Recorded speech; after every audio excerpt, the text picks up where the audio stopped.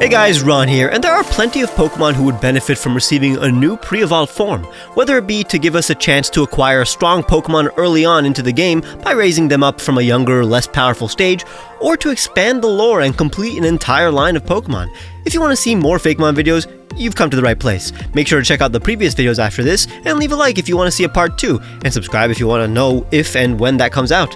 Consider becoming a patron or pressing the join button if you want to get cool rewards like seeing my videos days early, all while supporting videos like these, where I spend extra time making way more Fakemon than I usually do. In fact, I made double the amount, because the more baby Pokemon, the better. Before we begin, I want to talk about something for the adults. Today's sponsor, Rocket Money. Over the coming months, I'm getting ready to move to a slightly more expensive area, and to save more money, I began budgeting and crunching the numbers way more than ever, only to discover a bunch of unused apps and subscriptions that I'm still being charged for. That's why when I discovered Rocket Money, I quickly knew I had to start telling the world about it. Rocket Money is an all-in-one personal finance app that lets you cancel subscriptions, create custom budgets, and generally manage your money better. It's the exact tool I need to pay less and save more. It's easier than I expected too. Once you connect your bank account, Rocket Money identifies all of your subscriptions in one list. Then with a few taps and clicks, you can select for what you don't want to pay for anymore, and Rocket Money will deal with the rest. You can even have the app's negotiators get down to business and negotiate your bills for you. I used to use various spreadsheets to create and track my budget, but with Rocket Money, I can create custom budgets in seconds. The app will literally show you where all of your money is going at all times, with insights on how you can stay within budget. So if you want to take control of your finances like I did, click the link in the description and go to rocketmoney.com/TG7 to get started for free. You can even unlock more features with premium. So check out Rocket Money today.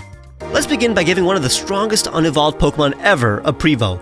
If Lapras had a pre-evolved form, we'd be able to acquire this new family way earlier in the game, without it being absolutely broken.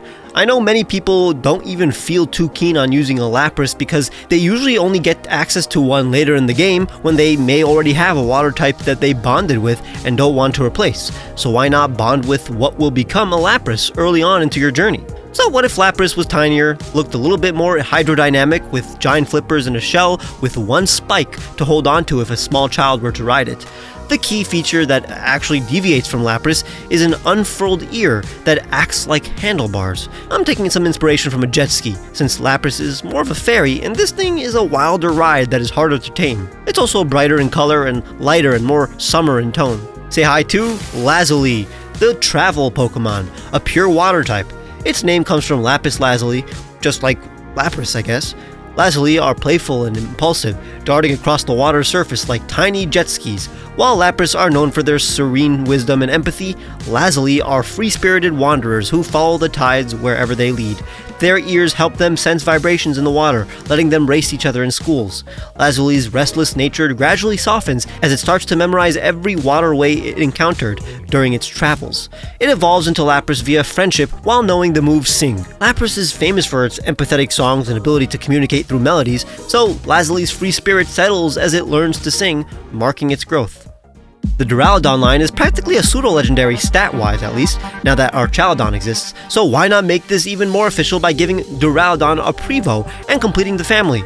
I don't think there are many people who are drawn to Duraludon, and one reason is that we encounter it in such a monstrous state, so if we bonded with the line when it was slightly cuter, the entire family may become way more popular. Now if Archaludon is a bridge that used to be a skyscraper, let's downgrade it once more by making it a single family house.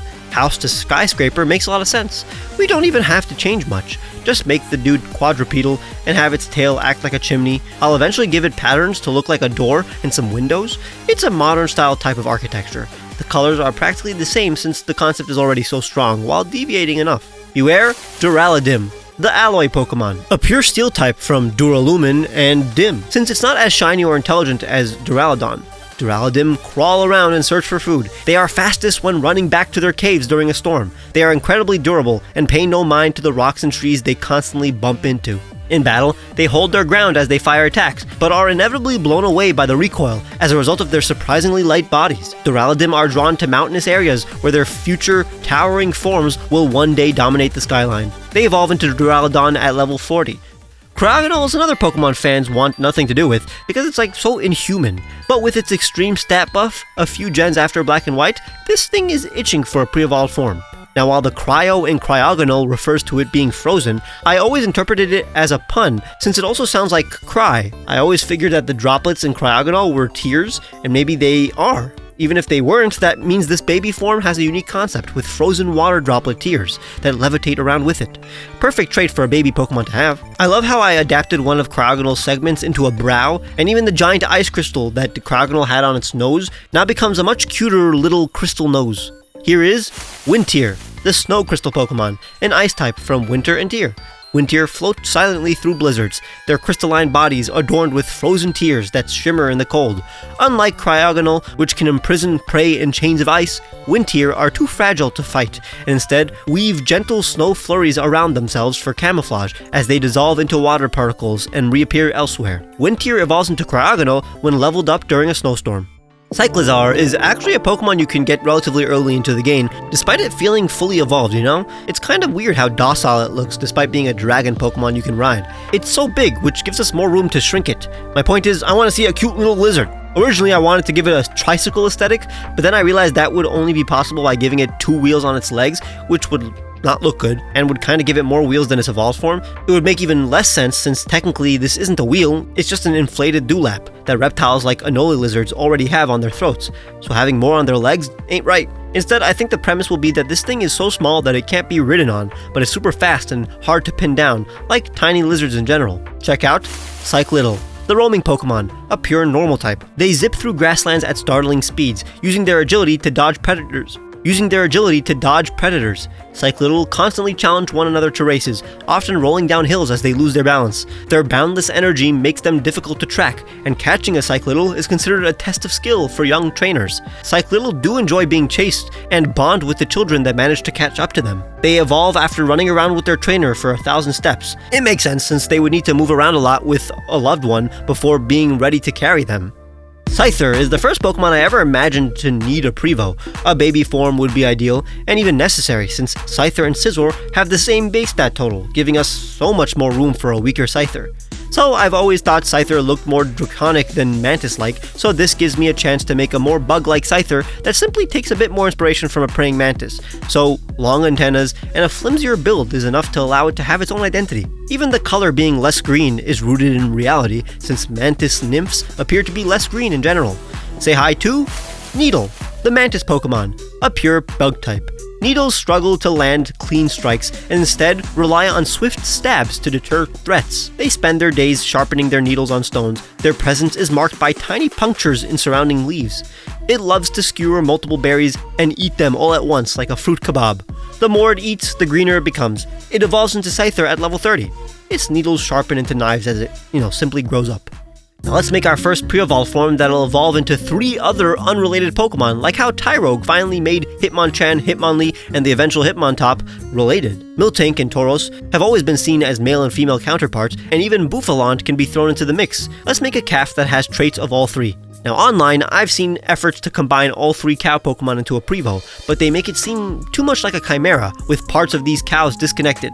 I want to make sure that the traits of all 3 mesh together, really well, and don't seem like separate aspects. So the hair, for example, stems from Bouffalant, but is on the head and neck like Miltank's black patterns and Tauros' mane. The ears can be considered Miltank's, but with rings like Bouffalant's, and even the stem of Tauros' horns. The coloration is even a warm middle ground between the main color of all 3. This is Calfair, the calf Pokemon, a normal type. Calfair are gentle, affectionate Pokemon born in open grasslands. Their personalities are remarkably adaptable, able to grow into the calm strength of Miltank, the fierce pride of Tauros, or the wild defiance of Bouffalant. The wide varieties of personalities that Calfair can present make them quite popular with trainers.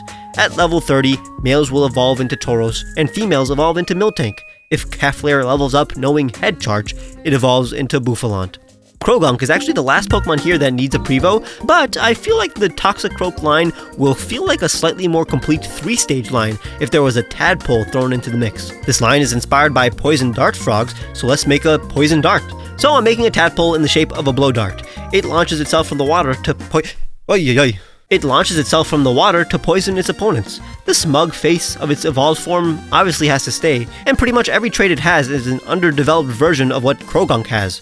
Since it can't sting with its hands, it uses its horns. Beware Flickroak, the toxic tip Pokemon, a pure poison type.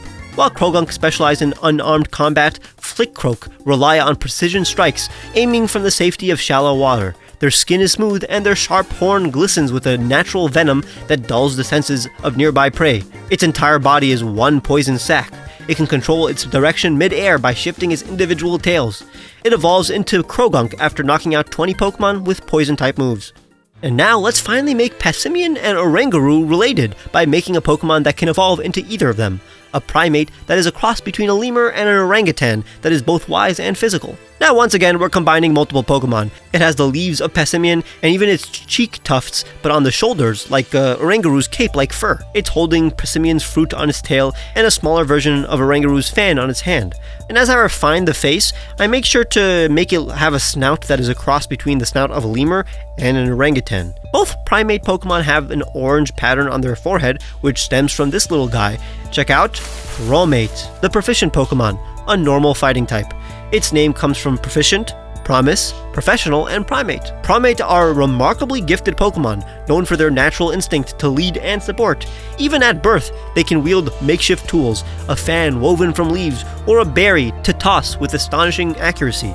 They have been observed to instantly understand how to use any object. Though neither as wise as Oranguru nor team-driven as Passimian, Promate exhibit flashes of both talents. Their ability, Prodigy, allows them to hold 2 items at once. At level 28, it will evolve into either Passimian or Oranguru, depending on the item it has relinquished. I wonder if people would just keep this thing unevolved and use a Eviolite and some other item, or find so many different ways to utilize 2 items at once with this Pokemon. I don't know, maybe it is too weak to use competitively though. Shuckle has some of the most extreme stats with the highest defense and special defense in the game. That gives us room to make a Pokemon with basically half of Shuckle's defenses, and this baby Shuckle will still end up with massive defense stats in the end. It'll be tough because Shuckle is already a relatively minimal and cute design, so making something even more adorable will be a challenge. I thought that taking inspiration from barnacles was necessary. I gave it a shell that looks like a pot, one that might be stored on a ship, just like how barnacles stick to vessels. It pops its little head in and out more quickly than Shuckle does, and it has only one hole on its back that it sticks its tail out of to slither on the ground. Behold, Shucklet, the retracting Pokemon, a bug rock type. Shucklet move with excruciating slowness by dragging their tendril along the shore, but their patience allows them to survive in harsh tide pools. Fishermen tell stories of finding a single Shucklet and allowing them on board for safety. In exchange, Shucklet will happily provide a cup of juice. They evolve into Shuckle with high friendship, representing its patience and friendly disposition. Skarmory is probably the second Pokemon I've always wanted to get a Prevo of. I mean, a metal chick would be dope. And since Skarmory's dex entries mention how its chicks develop hardened steel wings from nesting in bramble bushes, we can incorporate that into our Prevo's design and evolution methods. We're basically making a more hyperactive and bratty Skarmory, but with plate armor that looks like it doesn't yet fit. It has one spike on its head to attack with, and the down feathers on its body almost have a steel wool-like texture, but it also is reminiscent of a nest. The rest is simply what Skarmory has, but way more simple and less segmented. Skarmory is supposed to look sleeker, while this one looks more half-baked. That's why the metal on its face has different colors. It makes it look more crude. This is Squabolt, the armor bird Pokemon, a steel flying type. Its name comes from Squabble, Squab, a young pigeon, and Bolt. Squabolt are rebellious Pokemon covered in sharp, metallic down feathers. Unlike the fully armored Skarmory, their feathers are still soft enough to bend, though sharp enough to deter predators. Squabolt are known for their quick tempers and reckless dives, often plummeting from their cliff-top nests as they practice flying. They evolve into Skarmory after leveling up while holding a Band of Thorns, a new item which would harden Squabolt's wings. It raises the defense of the user, but would harm any non-steel type that would hold on to it. And if you want to hold on to this series, please leave a like if you want to see part 2, and subscribe to know when that comes out. Make sure to check the description for the music I use, the t-shirts I made for you guys, and my Patreon where you can get cool rewards like seeing my videos days early, which you could also do by clicking the join button. Make sure to follow me on Twitter and Blue Sky, and I'll see you guys very soon.